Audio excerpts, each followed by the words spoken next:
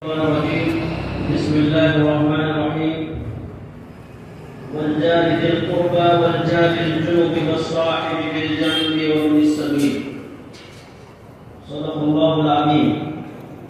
قال رسول الله صلى الله عليه وسلم للجار حق أو كما قال النبي صلى الله عليه وسلم.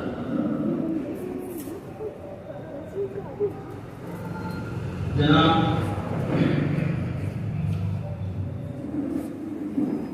ہمارے امیر مقامی اور ان کے معاونین،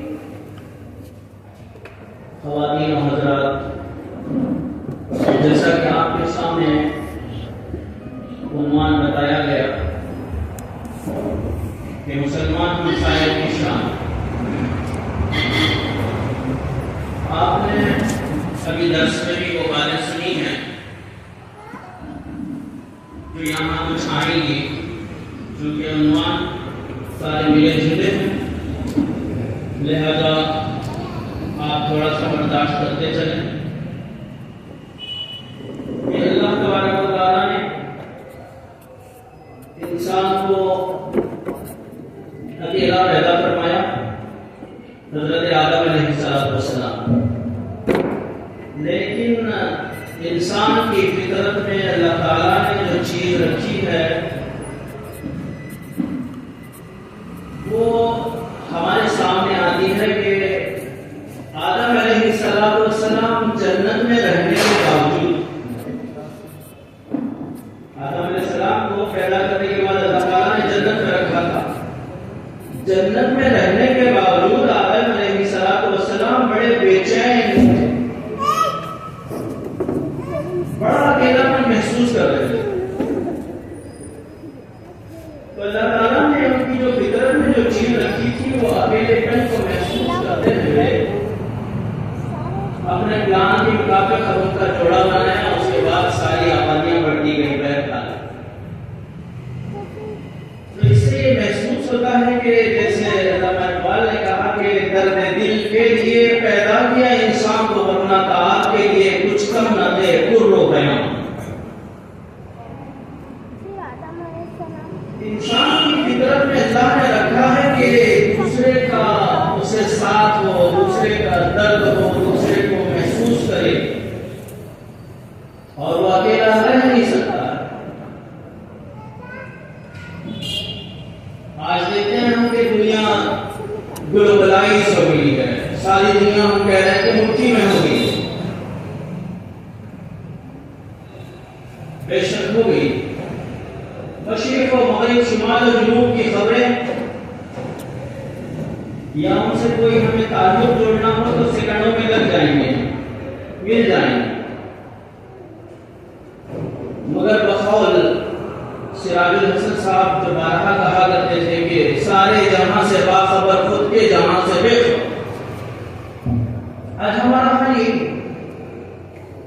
میں اپنی زندگی، آپ اپنی زندگی، ہر کوئی اپنی زندگی گزار رہا ہے، لیکن آج اتنا اپنے آپ میں مصروف ہے آدمی کہ پڑوس کو دور کی بات اپنے گھر کی خبر ہی نہیں.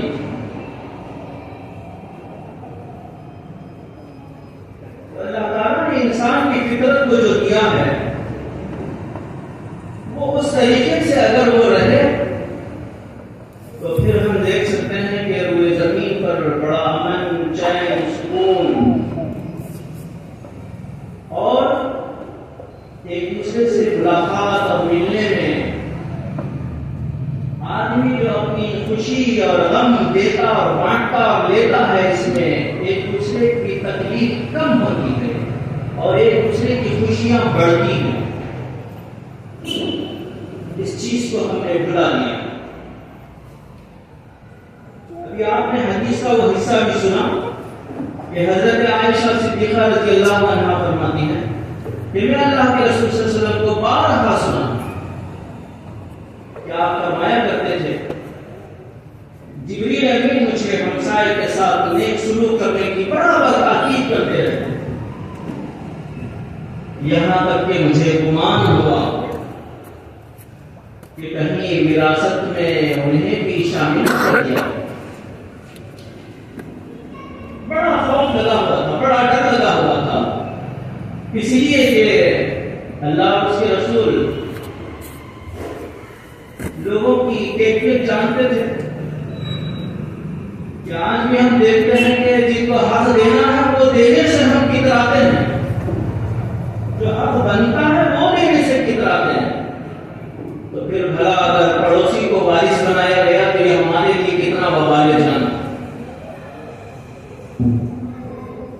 پھر آتا ہے ایک جگہ کہ اللہ کے رسول صلی اللہ علیہ وسلم ایک مرتبہ مجلس میں بیٹھے ہوئے تھے. آپ صلی اللہ علیہ وسلم نے قسم کھائی, اللہ کی قسم. پھر تھوڑی دیر رکے اور کہا کہ اللہ کی قسم جس کے قبضے میں میری جان. پھر آپ نے کہا کہ اللہ کی قسم. اس کے بعد فرمایا کہ وہ ہرگز مومن نہیں ہو سکتا. صحابہ پریشان ہو گئے, کہا کہ یا رسول اللہ صلی اللہ علیہ وسلم کون ہے بدبخت ہوا, کون ہو سکتا ہے؟ صحابہ کے چہروں پر ہوائیں اڑنے لگی. کیا کہیں یہ معاملہ ان کے لیے بھی تو نہیں؟ پوچھا یا رسول اللہ صلی اللہ علیہ وسلم بتائیے آپ ہمیں کون ہے وہ بدبخت. فرمایا جس کی ایذا آسانی سے اس کا پڑوسی محفوظ نہیں رہا. تکالیف بات حالانکہ ہمارے ہمسایہ کی شان کے مطابق ہے, لیکن کچھ باتیں ایسی آئیں گی. چند دن پہلے کی بات ہے, کچھ سالوں پہلے کی بات ہے کہ ایک جگہ جھگڑا چل رہا تھا, دونوں مسلمان پڑوسی. تو بہرحال ہمارے جھگڑے چھوٹے موٹے نہیں ہوتے, ہمارے جھگڑے چھوٹے موٹے نہیں ہوتے. غالب گلوچ اور اس کے بعد پھر آگے کی بھی کارروائیاں ہوتی رہتی. یہ ہمارے اپنے معاشرے کا حال ہے, مسلمان معاشرے کا. یہ بات کو ہم وہیں تک روک نہیں پاتے. اور ایک گھر کی تعمیر ہو رہی ہے اور بازو والے پر کچھ اڑ گیا, اس کا کلر وغیرہ جو بھی کچھ ہے وغیرہ. لیکن اندازہ لگائیے کہ وہاں جانے پر معلوم ہو بہرحال یہ چیز ہو رہی ہے. تو بہرحال جو کام کرنے والے تھے وہ کہہ رہے تھے, وہ پہچان کے نکلے کے ساتھ, ہمارے پاس ہمارے مسلمانوں میں یہی حال ہے. میں فلاں جگہ اس بستی میں کام کر کے آیا ہوں. بڑی حیرت ہوئی مجھے دیکھ کر کے اس گھر کا جو کام ہم کر رہے تھے وہاں وہ بھی نان مسلم اور وہ بھی نان مسلم, اس کا پڑوسی. مگر کیا مزہ کہ اس کے پاس ریت کنکر سیمنٹ سب کچھ اڑ رہا تھا. اور وہ جو بازو پڑوسی ہے وہ لیکچرر تھا. مگر ہم دیکھ رہے ہیں کہ صبح صبح یہ حال ہے کہ وہ میاں بیوی دونوں مل کر اس کو صاف کر رہے ہیں. اور یہ گھر والا کہہ رہا ہے کہ آپ نہ کریں, ہم اس کا سارا کلر تک کا کام کروا دیں گے. مگر یہ شوہر بیوی نے کہا کہ ہم بھی تو بیکار ہیں, ہم کیا کر رہے ہیں, اپنے گھر کا ہی کام کر رہے ہیں, آپ کے گھر کا کام چل رہا ہے. مگر ہم نے وہ چیز وہ درد کھو دیا ہے, چھوڑ دیا ہے. جو درد دل کے لیے پیدا کیا گیا ہمیں, وہ اب ہم انسان نہیں رہے, اب ہم وہ مسلمان نہیں رہے. بلا شبہ پڑوسی سے تکلیف ہوگی, لیکن ہم بحیثیت مسلمان ہمیں برداشت کرنا پڑے گا. بلکہ اگر ہم برداشت کر رہے ہیں تو وہ یوں ہی نہیں ہے, بلکہ اس کے بڑے اجر و ثواب. چنانچہ ہم دیکھتے ہیں رسول اللہ صلی اللہ علیہ وسلم کا کیا رویہ تھا. روزانہ آپ صلی اللہ علیہ وسلم نماز کے لیے جایا کرتے تھے. تو ایک عورت روزانہ کچرا ڈالتی, کبھی کانٹے ڈالتی راستے میں. روزانہ آپ صلی اللہ علیہ وسلم اپنے دست مبارک سے اس کو صاف کر دیتے چلے جاتے. لیکن کچھ دن بعد ایسا ہوا کہ دیکھا کہ ایک دن دو دن دن 3 دن کچرا نہیں آ رہا ہے، کانٹے بھی نہیں گر رہے ہیں، تو آپ جیسے دن ہو گیا خیریت دریافت کرنے گئے، دروازہ کھٹکھٹایا، آواز دی کون ہے؟ کہا کہ میں محمد آیا۔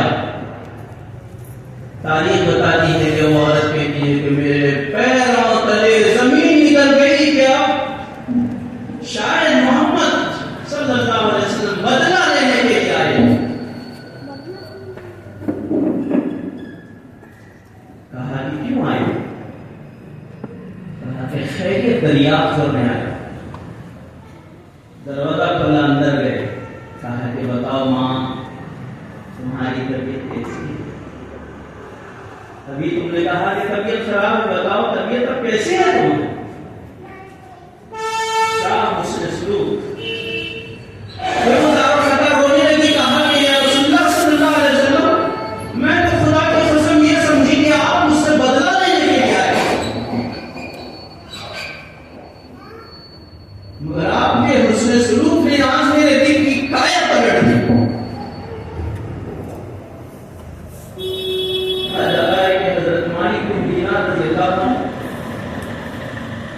آپ کے پڑوس میں بھی ایک نان مسلم رہتا تو اس نے شاید کبھی آفر بھی کر دیا، آج کل جیسے آج بھی چل رہا ہے ڈیٹ، یا ہم کو اگر بازو والا گھر پسند ہے یا ہمارے پاس اتنا پیسہ ہے، سامنے والا پلاٹ پسند ہے وغیرہ وغیرہ، تو ہم طرح طرح سے آفر دیتے ہیں۔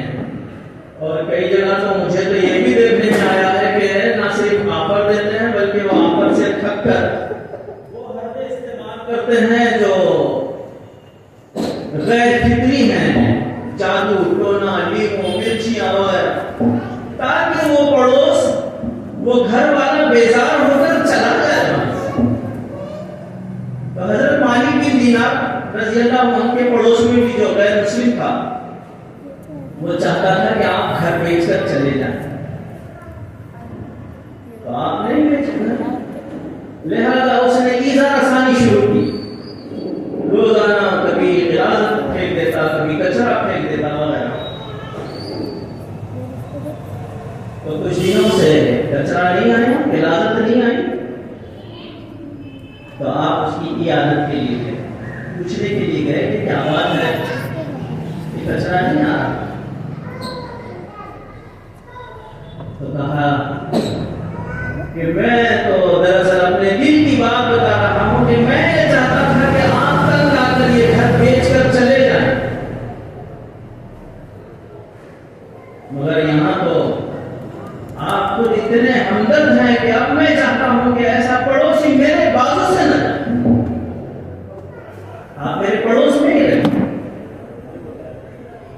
اور ایک جگہ آتا ہے کہ حضرت عبداللہ کی مبارک رحمۃ اللہ علیہ، ان کے تعلق سے کیا تھا، جب بھی بازار جاتے یا نئے کپڑے خریدنے کا موقع آتا، اپنے پڑوس کے بچوں کو کپڑے دیتے، جو کچھ سامان انہیں پسند ہوتا، کھانے پینے کی چیزیں دے دیا کرتے۔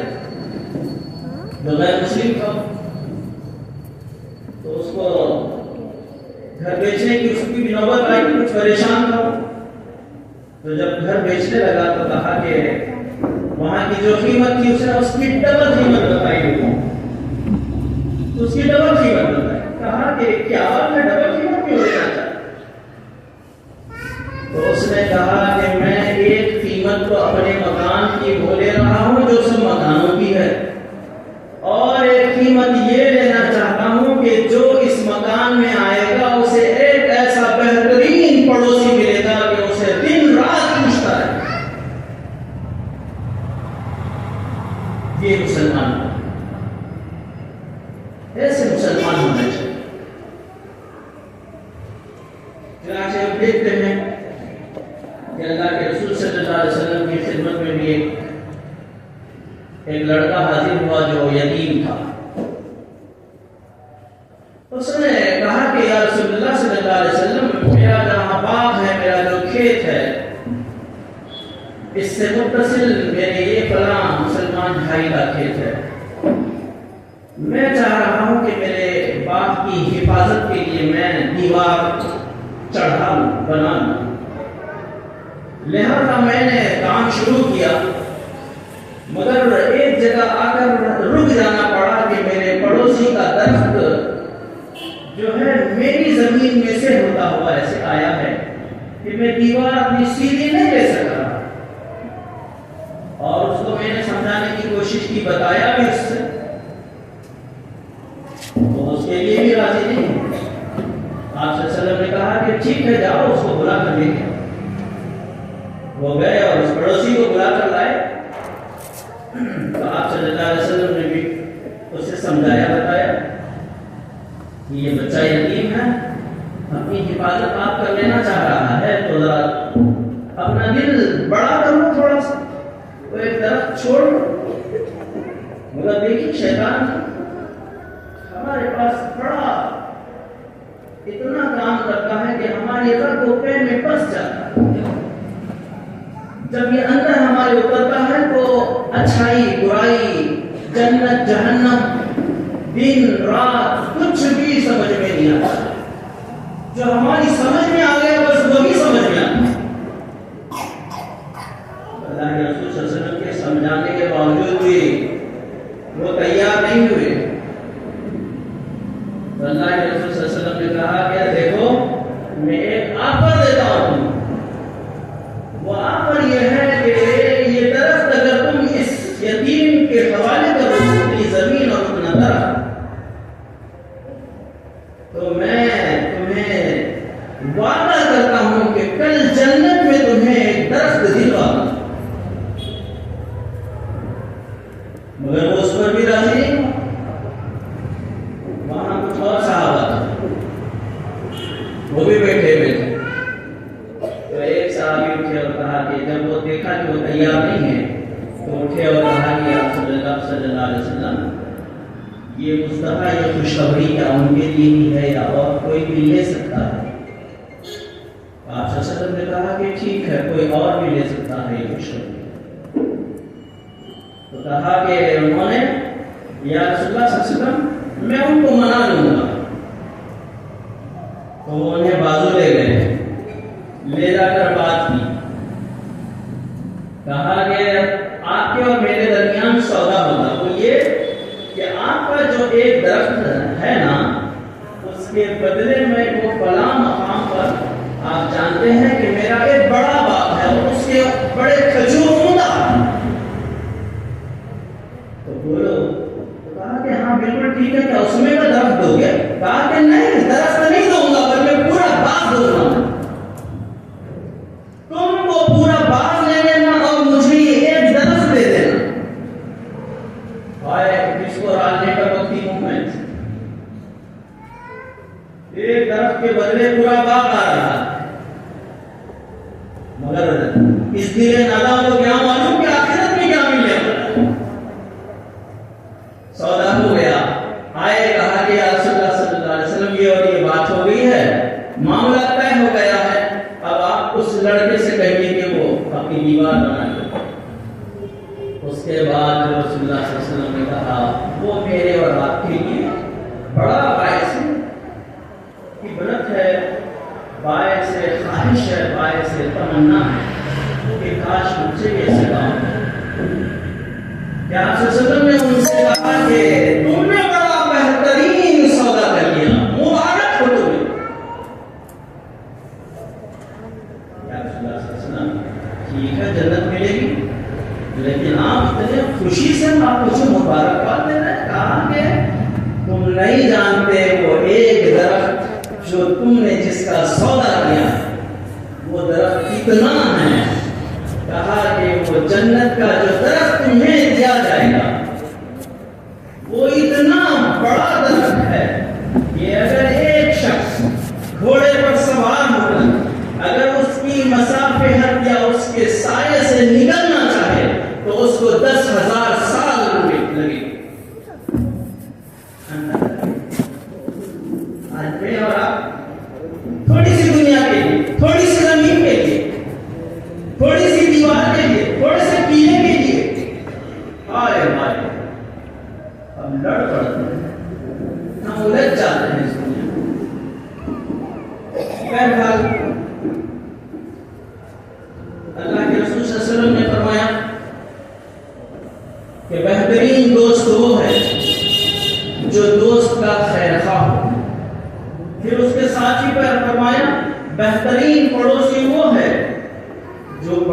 کا خیر اچھا چاہیں. ابھی آپ نے قرآن کی آیت سنی، آپ حسن سلوک کا حکم دیتا ہے، برابری کا نہیں کہ انہوں نے کچھ بھیجا ہم نے بھی کچھ بھیجا، انہوں نے کچھ کیا ہم نے بھی کچھ کیا، انہوں نے کچھ نہیں کیا ہم نے بھی کچھ نہیں کیا، برابر برابر نہیں. قرآن حکم دیتا ہے کہ حسن سلوک کرو، احسان کرو، بڑھو آگے. اس لیے کہا کہ مارنا ہے اگر تمہیں کسی کو تو مارو نہ جان سے، مارنا ہے یہ اگر تمہیں تو مارو احسان سے. هل جزاء الاحسان الا الاحسان، احسان کا بدلہ اور زبردست احسان سے کرو. ایک حدیث میں آتا ہے کہ حضرت عبداللہ بن مسعود رضی اللہ عنہ بیان کرتے ہیں کہ ایک آپ صلی اللہ علیہ وسلم کی خدمت میں ایک شخص حاضر ہوا اور پوچھا کہ مجھے کیسے معلوم ہو کہ میرا عمل اچھا ہے. کیا اللہ کے رسول صلی اللہ علیہ وسلم نے، کیا اللہ تعالیٰ نے جو اچھا اور برا پرکھنے کا جو میٹر دیا ہے اندازہ لگائیے. میں اپنے آپ کو صرف اچھا سمجھتا ہوں، اپنے آپ کو نمازی سمجھتا ہوں، اپنے آپ کو نیک سمجھتا ہوں، وہ اور یہ سمجھتا ہوں، بڑی غلط بات. بلکہ جب اللہ کے رسول صلی اللہ علیہ وسلم سے پوچھا گیا کہ میں جو کام بھی کرتا ہوں اگر وہ اچھا ہے یا کام کرتا ہوں وہ برا ہے تو وہ کیسے معلوم ہو؟ آپ صلی اللہ علیہ وسلم نے فرمایا کہ اگر تم اپنے پڑوسی سے یہ کہتے ہوئے سنو کہ یہ آدمی بڑا اچھا ہے، پھر سمجھو کہ تم واقعی اچھے ہو. اور اگر تمہارا پڑوسی یہ کہتے ہوئے سنو کہ تمہارا کردار اور تمہارا عمل بڑا خراب ہے، تو باوجود اس کے کہ میں نمازیں پڑھتا ہوں، میں خیر خیرات کرتا ہوں، یہی چیز اللہ کے رسول صلی اللہ علیہ وسلم کے سامنے آئی کہ آپ نے سنا بھی ہوگا کہ ایک شخص آیا اور کہا کہ فلاں عورت ایسی اور ایسی ہے، دن رات نمازیں پڑھتی ہے، ذکر و اذکار کرتی ہے، وغیرہ وغیرہ. میں نے کہا کہ پڑوسیوں کے ساتھ اس کا سلوک اچھا نہیں، اس کی زبان اچھی نہیں ہے، تو بھلا بتائیے وہ عورت کیسی ہے؟ آپ صلی اللہ علیہ وسلم نے کہا کہ وہ جہنمی ہے. پھر کہا کہ یا رسول اللہ صلی اللہ علیہ وسلم عورت ایسی بھی ہے جو نوافل کم پڑھتی ہے، روزے اتنے نہیں رکھتی ہے، خیرات اتنی نہیں کرتی ہے، مگر لوگوں کے ساتھ بڑی میٹھی بات کرتی ہے، بڑی اچھی زبان میں بات کرتی ہے. کہا کہ وہ جنت میں ہے. اسی لیے آخر میں کہتے ہوئے ایک بات کہ اللہ کے رسول صلی اللہ علیہ وسلم نے بڑی ہدایتیں فرمائی ہیں. حضرت ابو ذر غفاری رضی اللہ عنہ سے کہا کہ ابو ذر، کہا کہ جب سالن بناؤ تو تھوڑا سا پانی بڑھا کر بنائے. پانی ڈالنے کا مطلب یہ نہیں کہ ہم پانی کو ڈال دیں، بے مزہ کر دیں سالن کو. کہا کہ بڑھا کر بناؤ، زیادہ بناؤ، تاکہ تم اپنے پڑوسی کی اس کو پہنچا.